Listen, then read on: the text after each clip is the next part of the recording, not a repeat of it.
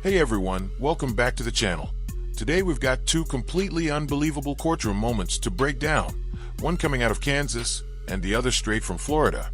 And trust me, both feature sovereign citizens who picked the absolute worst day to challenge the authority of the wrong judge.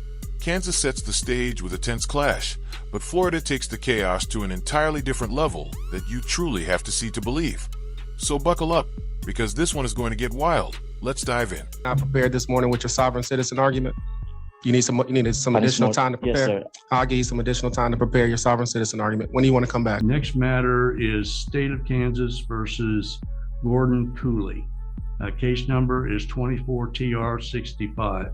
Are you Gordon Cooley? You'll need to unmute your screen, sir.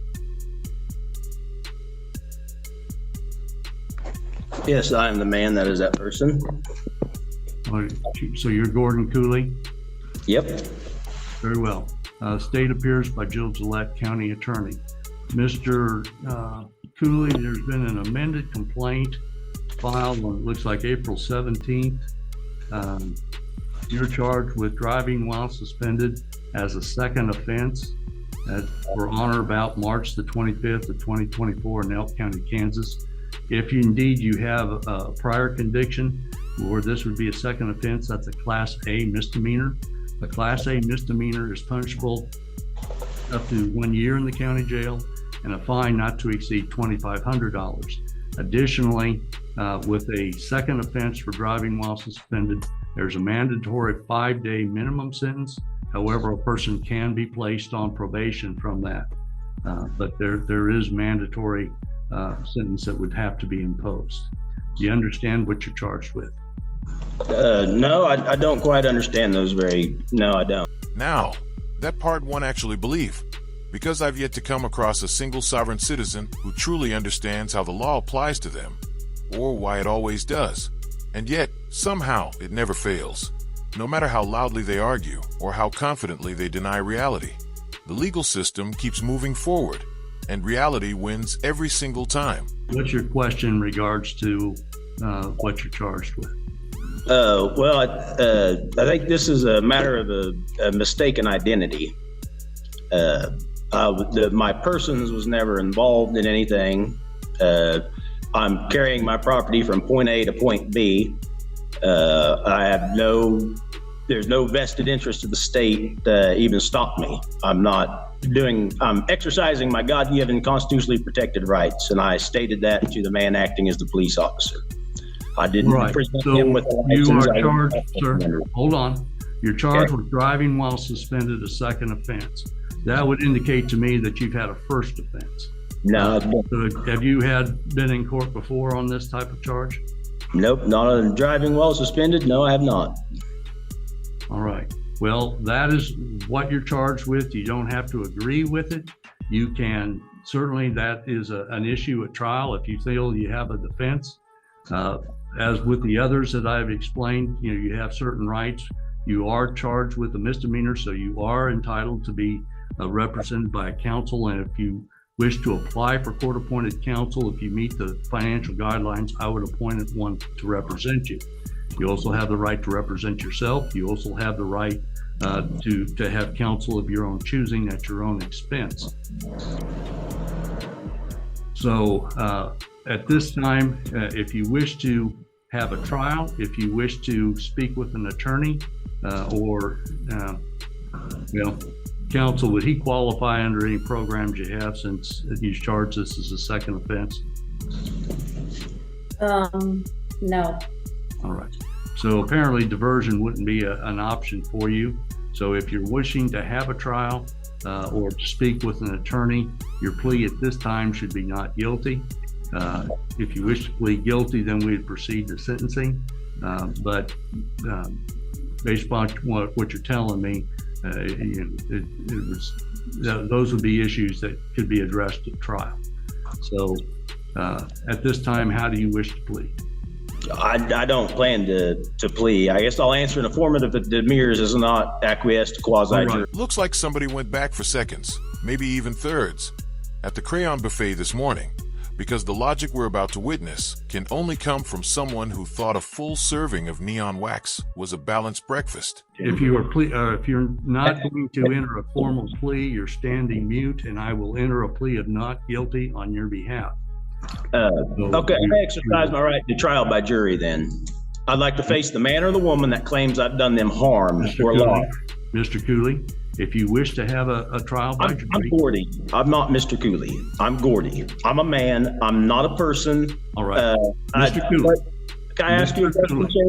You need to be quiet for a moment. I'm going to explain what the situation is. You have the right to be represented by counsel. You entered a plea, refusing to enter a plea, which is fine. A person can stand mute, and I will set this matter for trial. If you wish to be or have a jury trial, you have the right to do so. However, you need to do that in the proper form. With a misdemeanor offense, you have to file a written motion for that request. Otherwise, it's set before the court. So you would need to do that in a timely way.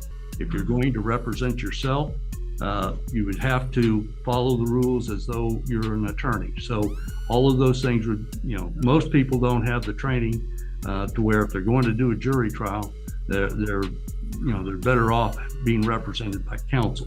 But that's a choice that you're going to have to make. Okay, can I ask you a question? Yes, you may. Can there be a valid cause of action without an injured party? Sir, that's not a valid question for what we're doing here today. I've tried settling this matter in the private twice. If you have any papers in front of you with my signature on them, it's because that is what was required for me to get away from my captors. Easy there, Gordy. They weren't your captors. They were police officers doing their job. And let's be honest, you were given a very simple choice. Either sign the paperwork agreeing to appear in court, which you did, or refuse, and take the fast track to jail while you waited for a magistrate to set your bond. Those were the only two options. You made the smart call. So are you really this upset because, for once, you actually chose correctly? I don't understand what a man thinks that he has the authority to take another man and throw them in a box when they have harmed no man or woman, no Mr. claim Cooley, has been brought Mr. against Cooley, them. You need to be quiet now. We're going to give you a court date, and you can advise me how you're going to proceed at that court date. If you're going to apply for a jury trial, then you'll need to make that application by that time. Otherwise, you'll be set for a bench trial. That's before the court. Sarah, could you give us a date, please? What sort of time frame would you like, Judge? 30 minutes? Approximately 30 days, 30 minutes would be fine. We can do May 15th at 2:30. Judge, I'm out that afternoon. We could do 11:30 if there's nothing else scheduled there. We put that for a trial and for an hour, didn't we? So If you only need 30 minutes, we could do the 11 to 12. well, we said something at 10:30, I believe, or was it the 10 o'clock that was set for trial? It was the 10:30 to 11:30 that was set. Okay, let's set this at 11:30 for a pretrial. So, Mr. Cooley, you will need to appear at the courthouse in Howard. And if you're going to file a motion for a jury trial, you need to have done so by that time. If you're going to hire an attorney, you need to do that. If you're going to apply for an attorney, I would suggest that you do that as soon as possible, so that you can have counsel at that time. Am I going to be able to face the man or the woman that has a claim before me, or are you going to discharge the matter? If there's not a man or a woman here, then this matter needs to be discharged. Sir, I've heard these arguments before, and those are not legal arguments. Somebody's made these things. I'm not a member of the legal society. Sir, Can you bring the law to the court, please? Can we bring the law to the court? Mr. Cooley, stop interrupting. At your hearing, if you have motions that you wish to have heard, you can file them in advance. I would strongly recommend you be represented by counsel. But your court appearance is May 15th at 11:30, and you are to be here in person. I will invoke my common law rights. Go right ahead, because it didn't work before. and it's definitely not going to work now. Watching Judge Lee shut down the sovereign citizen nonsense was satisfying enough, but our next judge takes a very different approach. And by different, I mean a masterclass in patience, precision, and letting the entire argument collapse under its own weight. So allow me to introduce you to Judge Collier. Tavius Morris. I'll come to the jail and talk to you.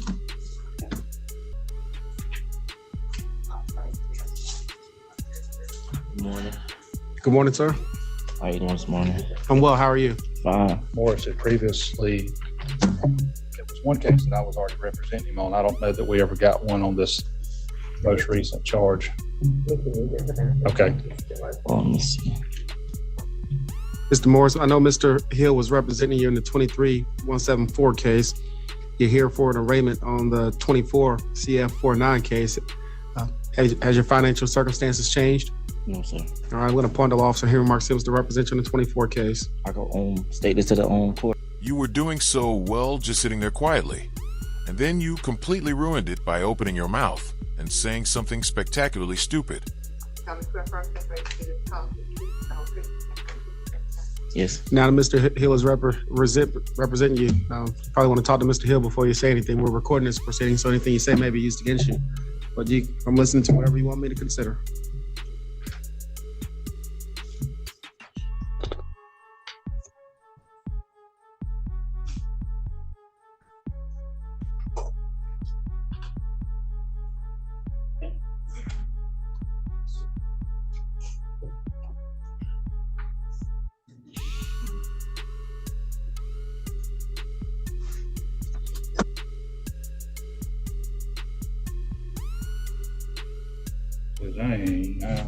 I'm not real sure what Mr. Morris is trying to claim in that writing right there. Said he's not a citizen, and They really need to start holding these people accountable, because it only takes a few clear, unavoidable consequences for the message to finally sink in.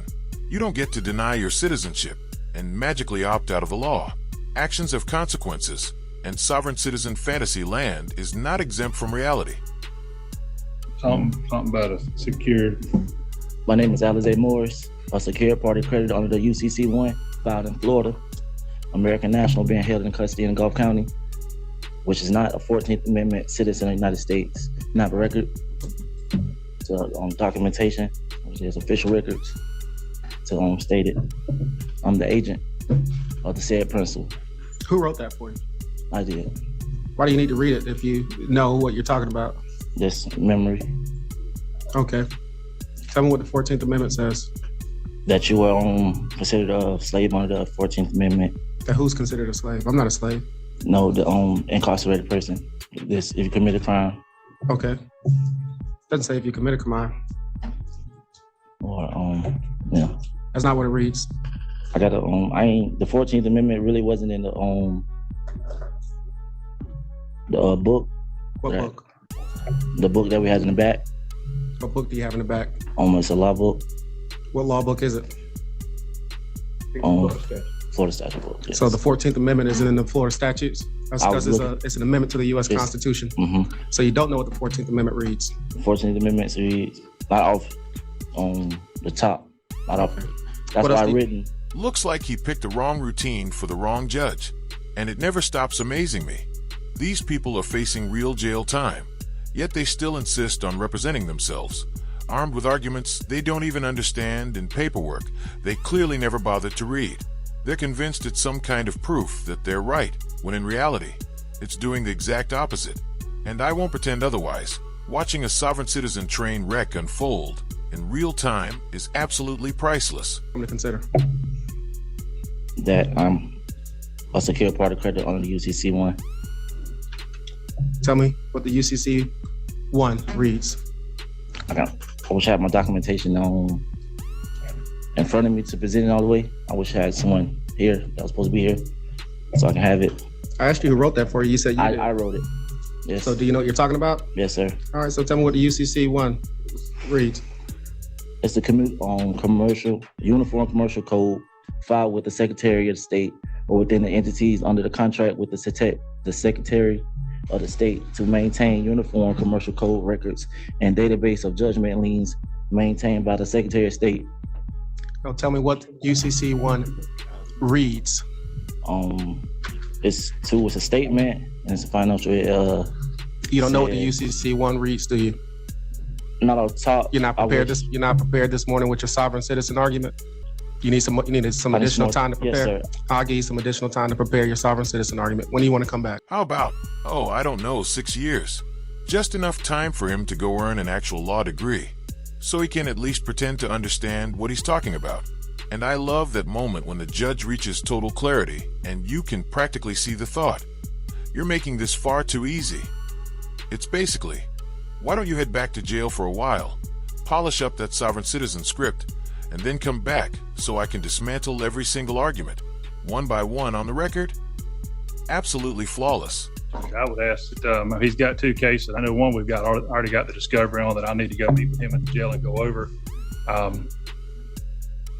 Being at the jail, I mean, I can find time between now and May 9th to go to the jail and take care of that. All right, Mr. Morrison, you come back. Usually when sovereign citizens come in the courtroom, at least they can recite from memory a lot of the stuff they travel under. So next time you want to come with your sovereign citizen argument, be prepared, okay? I'll listen to you, but be prepared. Yes. But you're not doing justice to your fellow traveling nationals who consider themselves sovereign citizens if you're not prepared to even articulate what the argument is, all right? Yes, sir. All right, we'll see you May 9th at 1:30. Today. Be prepared next time, all right? Yes, sir. It should have a constitution in the back so you can read the 14th Amendment and be able to tell me what it reads. And What it says right here. What it states. we're going to May 9th at 1:30. Make sure I ain't into a contract. That's not a contract. That's giving you notice that you're Yes, going to sir. come back. Just making sure. You're fine. I'm not going to query you about what a contract is, but we'll talk about whatever you want me to consider next time. Take care. And with that, everyone, we've reached the end of today's video. A huge shout out and thank you to old Squishy Gardner for tracking down and sharing that Kansas clip. Unfortunately, that case is moving to in-person hearings, so we probably won't be getting many more updates from it. But don't worry, there's never a shortage of sovereign citizen chaos out there. And as always, I'll be bringing it straight to you.